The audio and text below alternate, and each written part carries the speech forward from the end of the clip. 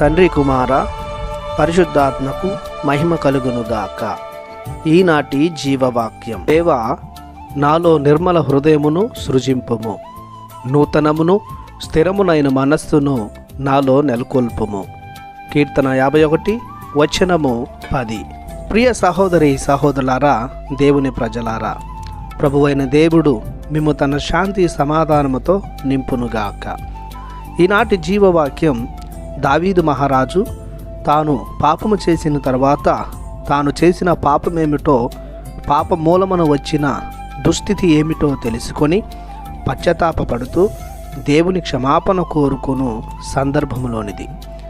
తన హృదయంలో దాగిన కపటత్వం, కామవాంఛలను, హత్యాపూరిత కుట్రలను తొలగించమని, తన హృదయాన్ని శుద్ధి చేయమని ప్రభుని కోరుకుంటున్నాడు. పాపపు హృదయాన్ని తొలగించి నిర్మల హృదయాన్ని తనలో సృజింపమని ప్రభుని మొరపెట్టుకుంటున్నాడు. అస్థిరమైన చంచలమైన బుద్ధిని తీసివేసి స్థిరమైన మనస్సును నెలకొల్పమని కోరుకుంటున్నాడు. మనసులో ఉన్న తప్పుడు భావాలను పెరికివేసి నూతనమైన స్థిరమైన మనస్సును వరముగా ప్రసాదించమని ప్రభుని అడుగుతున్నాడు. చేసిన తప్పును తెలుసుకొని పశ్చాత్తాపపడి దేవుని క్షమాపణను కోరుతూ ప్రభుని పాదాలు చేరుకున్నాడు దావీదు. ప్రతి విశ్వాసి చేయవలసిన ప్రధానమైన కార్యం ఇదియే.